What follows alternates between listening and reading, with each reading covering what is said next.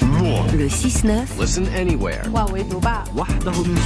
sur France Inter. Géopolitique, bonjour Pierre Aski. Bonjour. Pierre-Emmanuel Macron a annoncé de nouvelles aides militaires à l'Ukraine. S'agit-il d'une escalade ? Alors ne tournons pas autour des définitions, c'est évidemment une escalade.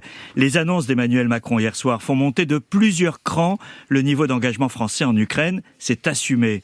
Et la présence du président Volodymyr Zelensky sur le sol français, dans le cadre symbolique des commémorations du débarquement, donne à ces annonces une solennité supplémentaire. Fourniture à l'Ukraine d'avions Mirage 2000-5 et surtout, très probablement, des instructeurs français sur le sol ukrainien pour former une brigade ukrainienne de 4500 hommes. Ces gestes s'ajoutent à celui d'il y a 8 jours, lorsque Paris avait donné son feu vert à l'utilisation des missiles français Scalp pour frapper des cibles militaires en territoire russe.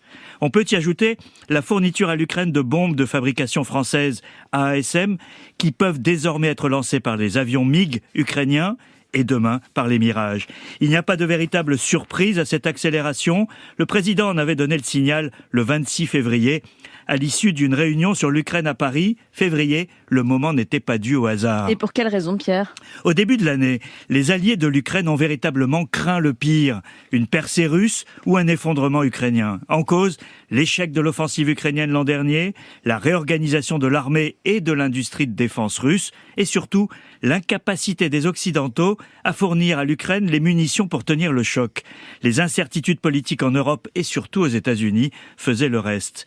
Aujourd'hui, la situation est considérée comme sérieuse, mais il n'y a plus le même catastrophisme, d'autant moins que d'importants moyens financiers ont été dégagés en Europe et aux États-Unis pour aider Kiev. Les États-Unis prennent aussi leurs précautions pour atténuer l'impact d'une possible élection de Donald Trump. Ce contexte explique la montée en puissance du soutien français, mais aussi américain, britannique et européen. Comment va réagir la Russie ?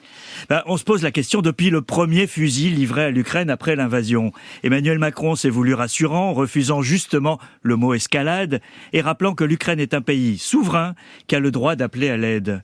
Il n'empêche, l'arrestation près de Paris d'un russo-ukrainien soupçonné de préparer un attentat et celle d'un ressortissant français à Moscou annoncent une période agitée, celle de la guerre hybride, bien plus que de la menace directe. La France prend bien soin de ne pas trop s'avancer toute seule.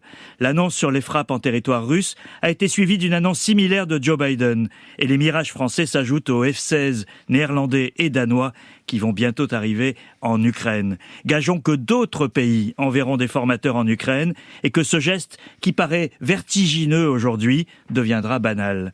Le but énoncé par Emmanuel Macron reste le même. La paix ne se fera que si l'Ukraine peut résister, a-t-il dit en annonçant l'aide supplémentaire. L'esprit du débarquement a fait le reste.